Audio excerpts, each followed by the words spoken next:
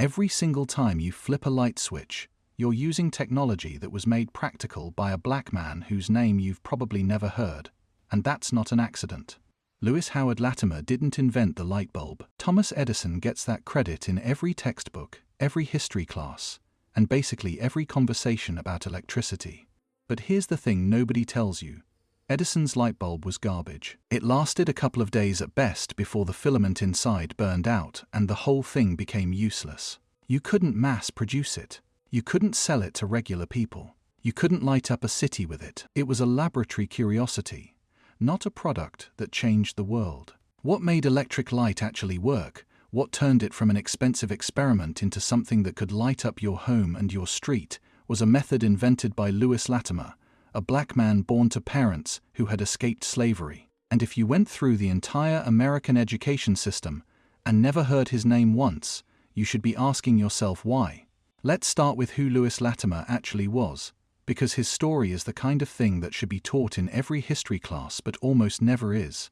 Latimer was born on September 4, 1848, in Chelsea, Massachusetts. His parents, George and Rebecca Latimer, had fled Virginia just 6 years earlier, in 1142, hiding below the deck of a ship to escape slavery. When they arrived in Boston, George was recognized by someone who had worked for his former enslaver, James Gray. Gray offered a reward for George's capture, $25 if caught in Virginia, $50 plus expenses if caught outside. George was arrested under the Fugitive Slave Act, the law that said escaped slaves could be hunted down and dragged back to their owners no matter where they ran. His case became huge in abolitionist circles. People rallied, fundraised, and eventually bought George's freedom so he couldn't be taken back to Virginia. This was the world Lewis Latimer was born into. His parents had literally risked their lives to escape bondage, and the country they escaped to still wasn't really free. When Lewis was 16 years old, he joined the Union Navy during the Civil War. He served on the USS Massasoit, a gunboat fighting to preserve the Union and end slavery. After 2 years of service, he received an honorable discharge in July 1865 and came back to Boston looking for work. He ended up getting a job as an office boy at a patent law firm called Crosby & Good. This is where Latimer's genius started to show. He watched the draftsmen in the office, the people who drew detailed technical drawings of inventions for patent applications, and he taught himself how to do it. He bought used drafting tools, practiced at home, and got so good that the firm promoted him to draftsman. By the mid-1870s, he was their chief draftsman, one of the best in Boston. In 1876, something huge happened. Alexander Graham Bell, who was working on an invention called the telephone, hired Latimer to draw the patent application. This wasn't just any job. The race to patent the telephone was incredibly tight. Bell's main competitor, Elisha Gray, was working on the exact same technology at the exact same time. Latimer worked late into the night, creating detailed, precise drawings of Bell's design. Bell filed his patent application on February 14, 1876. Gray filed his application for a similar device just hours later. Hours. If Latimer had been slower, if his drawings had been less accurate, Bell might have lost the patent and history would have remembered someone else as the inventor of the telephone. But Latimer's work was flawless, and Bell won. Yet when people talk about the invention of the telephone, they talk about Bell. They don't talk about the black draftsman who made the patent possible. But Latimer didn't stop there. In 1880, he moved to Bridgeport, Connecticut, and got hired by the U.S. Electric Lighting Company, owned by Hiram Maxim. Maxim was Thomas Edison's biggest competitor in the race to develop practical electric lighting. And this is where Latimer made his most important contribution to modern life. Edison had patented an incandescent light bulb in 1079. The basic concept was simple. You run electricity through a thin strip of material called a filament inside a glass bulb with almost no air in it. The filament gets so hot that it glows, producing light. Edison tried filaments made from bamboo, paper, cardboard, even thread.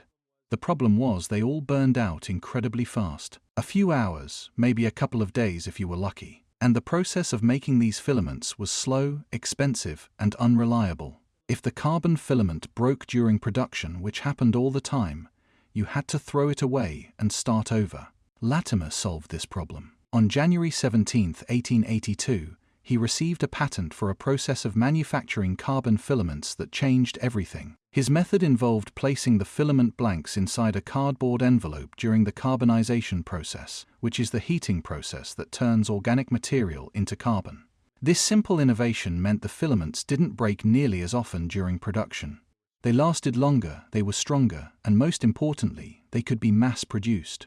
Suddenly, you could manufacture light bulbs at scale, cheaply enough that regular people could afford them. Latimer's process made electric lighting practical for the average home and for entire cities. Without it, Edison's invention would have stayed in the lab. And here's the kicker: Edison knew it.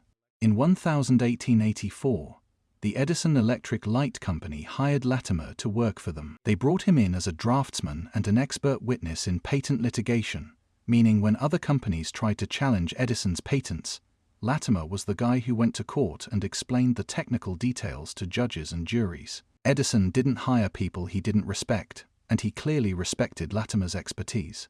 While working for Edison, Latimer did something else remarkable. He wrote the first book ever published on electric lighting.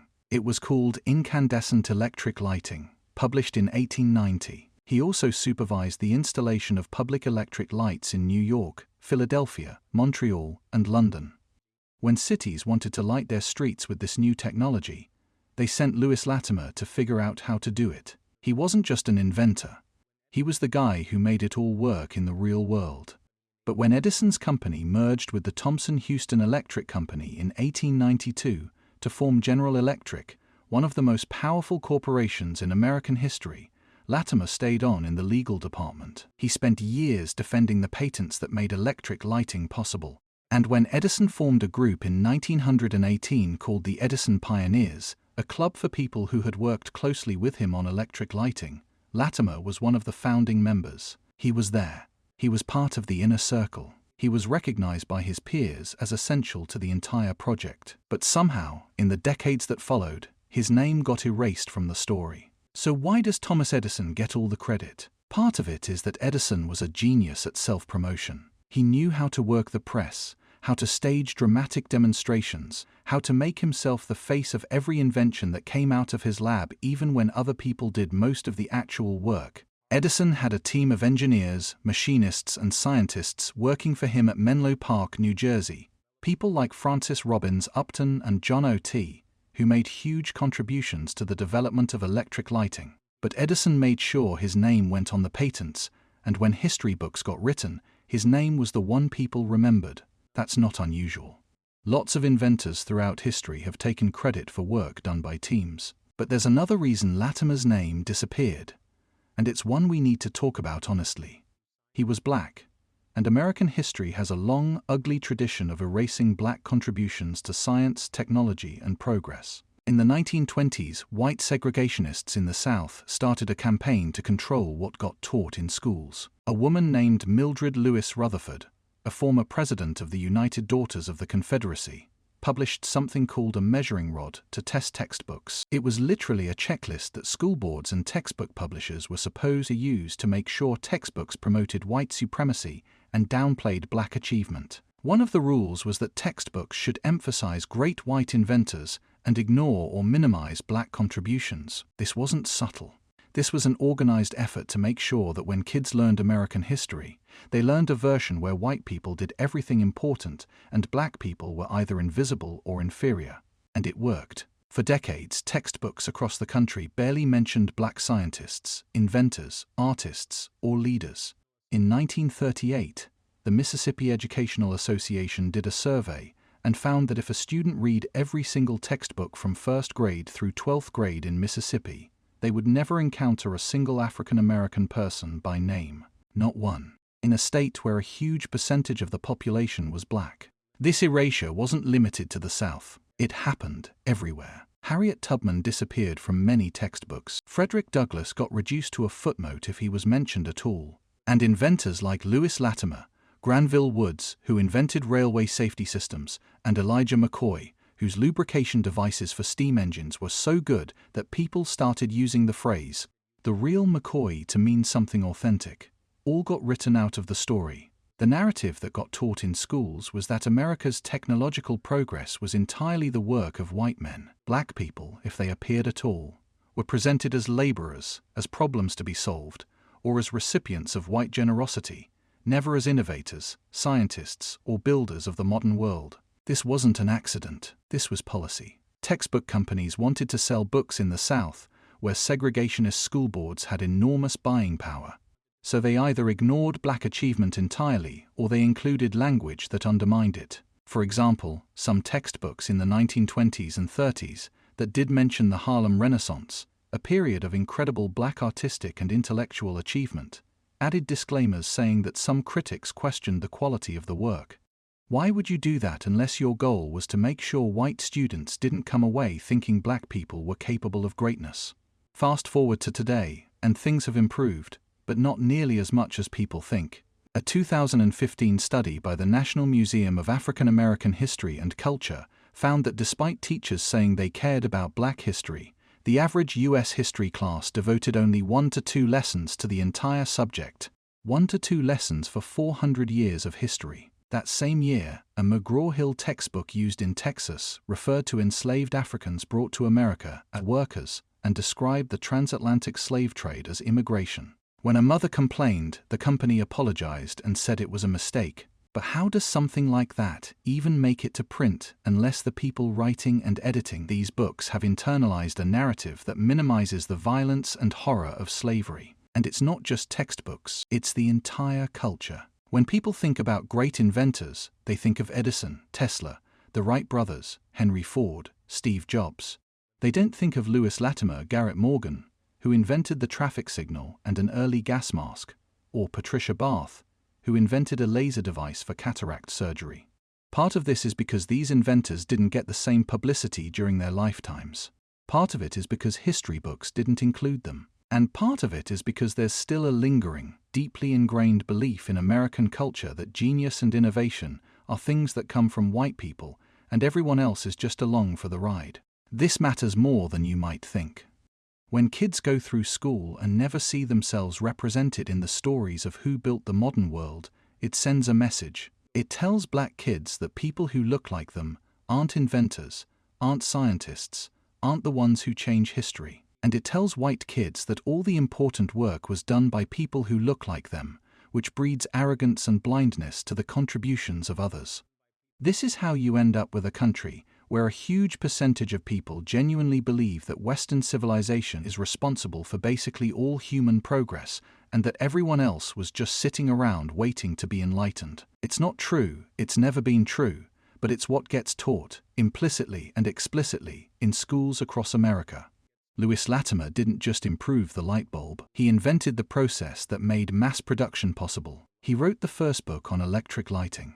He installed electric systems in major cities around the world. He taught English and mechanical drawing to immigrants at the Henry Street settlement in New York because he believed education was essential for lifting up communities. He was a poet, an artist, a flute player, a husband, a father, and a man who spent his entire life using his mind to solve problems and make the world better. And for most of American history, his story was ignored, buried, or reduced to a footnote, if it was mentioned at all. It wasn't until 2000 into the National Inventors Hall of Fame, that's 78 years after his death. There's a museum now in his old house in Flushing, Queens, dedicated to preserving his legacy. There are schools named after him. There's an MIT program named in his honor. But these are recent developments, small corrections to a much larger problem. The fact remains that millions of Americans went through school, learned about Thomas Edison and the invention of the light bulb, and never once heard the name Lewis Latimer. This is what erasure looks like. It's not always dramatic. It's not book burnings or laws banning certain names from being spoken. It's quieter than that. It's textbooks that only have room for certain stories. It's lesson plans that skip over inconvenient details. It's a culture that celebrates some inventors and ignores others, and somehow the ones who get ignored always seem to be black, indigenous, Asian, or Latino, while the ones who get celebrated are overwhelmingly white. And when you point this out, people will say you're being divisive, you're playing identity politics, you're trying to rewrite history. But the history was already rewritten. It was rewritten 100 years ago by people who wanted to make sure white supremacy stayed intact even as the country supposedly moved toward equality. What's happening now? The push to include Lewis Latimer and people like him in the story. That's not rewriting history, that's correcting it. Every time you turn on a light, you're benefiting from Lewis Latimer's work. Every time you make a phone call, you're using technology that Alexander Graham Bell patented thanks to Latimer's drawings. The modern world, the electrified, connected, technologically advanced world we live in, was built by people of all races, all backgrounds, working together, competing, innovating, and pushing the boundaries of what was possible. But for too long, the story we told about that world pretended it was built by white men alone. That story is a lie, and it's a lie that has done enormous damage. It's robbed generations of black kids of role models. It's robbed all kids of an accurate understanding of their own history. And it's allowed a false narrative to persist that innovation and genius belong to one group of people. Lewis Latimer deserves better. So do Granville Woods, Elijah McCoy, Garrett Morgan, George Washington Carver, Mae Jemison, Katherine Johnson, and the thousands of other black scientists, inventors, and engineers whose contributions made modern life possible, but whose names most people will never know. The least we can do is tell their stories, teach their names, and make sure the next generation grows up knowing that brilliance has never belonged to just one race, one culture, or one group of people. It belongs to anyone willing to work for it, fight for it, and refuse to let the world tell them they don't matter.